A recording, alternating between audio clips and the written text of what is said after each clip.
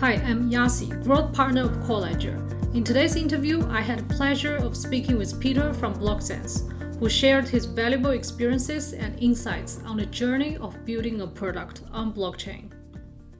Peter Krummenacher, he is the co-founder of BloqSens, where he brings together his unique experience in both digital media and engineering.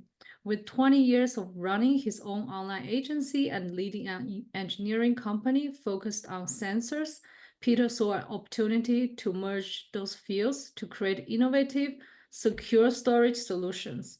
In May 2023, he teamed up with his longtime colleague, Tobias Winter, to launch BloqSens, driven by a shared vision to redefine secure data storage through technology and smart design. And I'm very honored to have Peter here with us. He will share with us his journey to start BloqSens, as well as sharing some of the learnings in terms of product development. Welcome to this interview, Peter. Thank you, Yasi. Thank you for having me. And would you please let us know what is BloqSens and how did you come up with this business idea? So BloqSens, as you have introduced very well already, BloqSens is born out of the want to put together IT and sensor knowledge.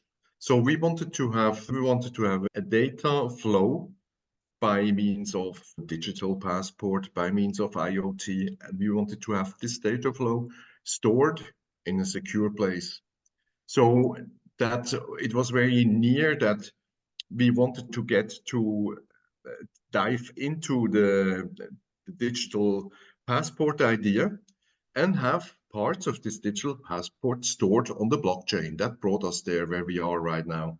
So we got to the digital battery passport through digital product passports, which are an initiative of the European Union, already supported by the European regulation.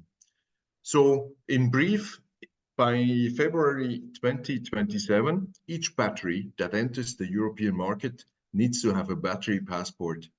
And this digital battery passport ensures compliance with environmental, social, and governance, the ESG standards, as well as by providing a complete record of a battery's journey from production to the end of life. So the complete journey of this battery will be recorded on the blockchain. I know that you developed your products with CoreLedger, but at the first place, how did you hear about this company and then decide to use the infrastructure for your product development? Yeah, it was an easy choice because I've known Johannes Schweifer, the CEO of CoreLedger, for a couple of years already from a previous project where we were involved in the sensor-based hardware. And we worked very well together on that project, and we maintained our connection even after it had ended, after the sensor, I was not working any longer at the sensor company. And so for this project, Digital Battery Passport, when we were evaluating a reliable blockchain partner, for me, it was natural choice to go and trust Johannes and his team. And also Tobias was very quickly convinced that this would be the right choice. And have you talked to other blockchain software development companies? We have talked briefly on some, I recall the CV Summit. We have talked to other companies, but one thing that was very convincing with the CoreLedger was the move to ICP, to Internet Computer. And that has finally really convinced us because we believe in IC and we believe that we are on the right track, as well as that CoreLedger has taken the right track into a future with IC and the Web3 environment that can be supported by Internet Computer. Yeah, because CoreLedger's token economy operating system is blockchain agnostic, so it can be on any blockchain, and it's porting to ICP. And yeah, now you can also have your product on ICP.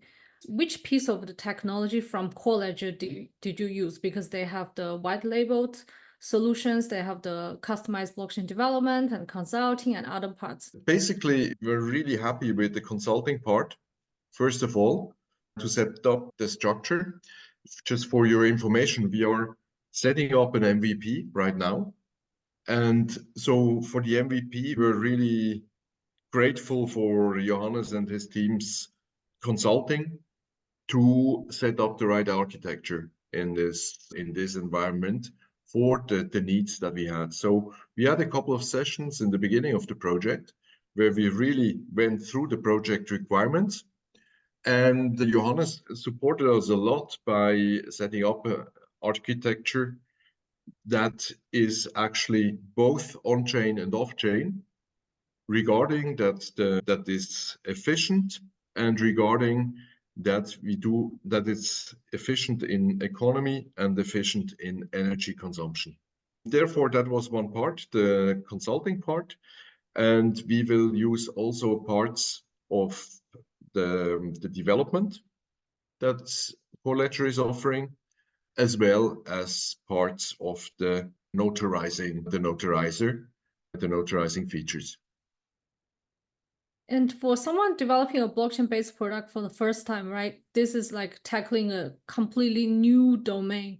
And what are some of the unexpected challenges that you faced, if you don't mind sharing with the audience? The unexpected challenges is the mental shift from traditional centralized systems to the decentralized nature of blockchain. For me personally, this was a challenge that really put me into the arms of Johannes and his team, because there he could pick me up where I was. We did a lot of web development and traditional projects beforehand, but we never touched a decentralized system.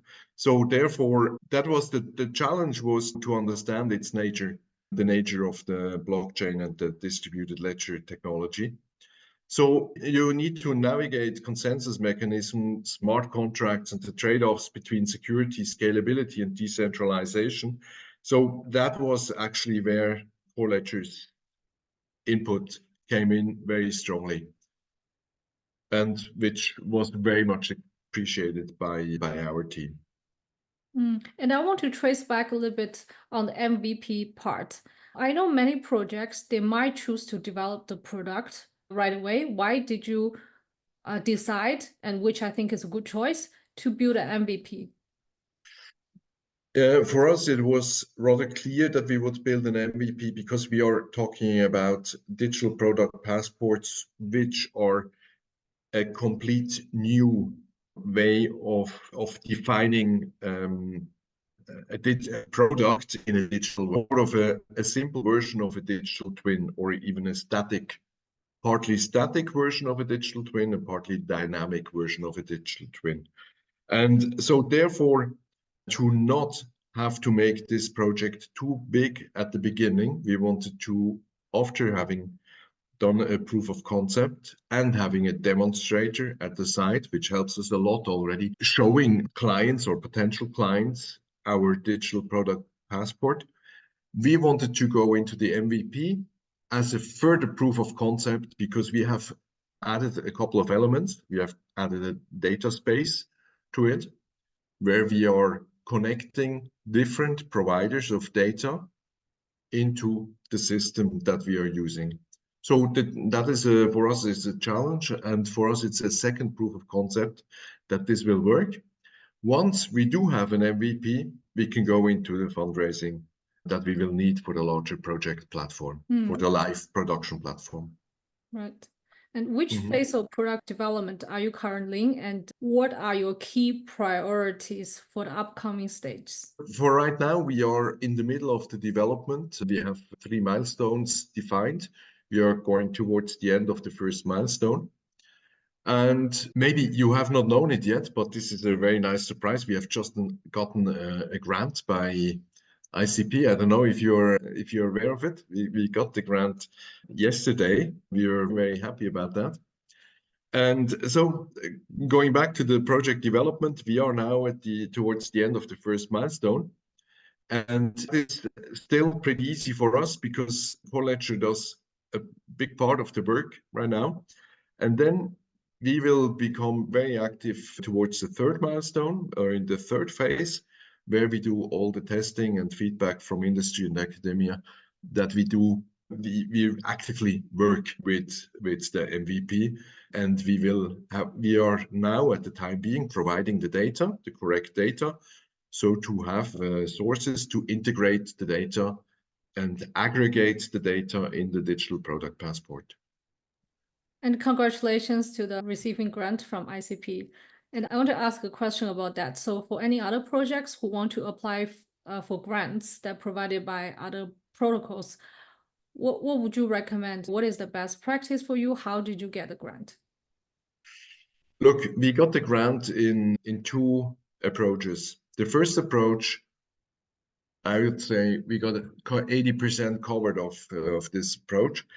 The thing is, ICP wants to see a business case, a potential business case. They don't want to have any funny coins or cases that will never realize. They want to be sure that they invest money into a project that will develop and will be accepted by the market. And obviously, we could convince them by giving them enough reasons and by showing them also that we are really well connected in the battery industry, in the academia around it, and also have the right partner, the blockchain partner, where we can store the data securely.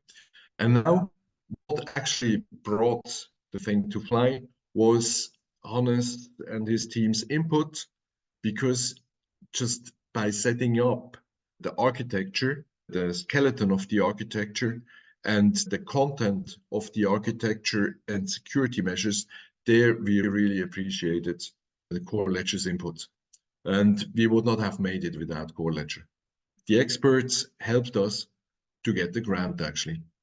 And of course, we will use that grant for development purposes.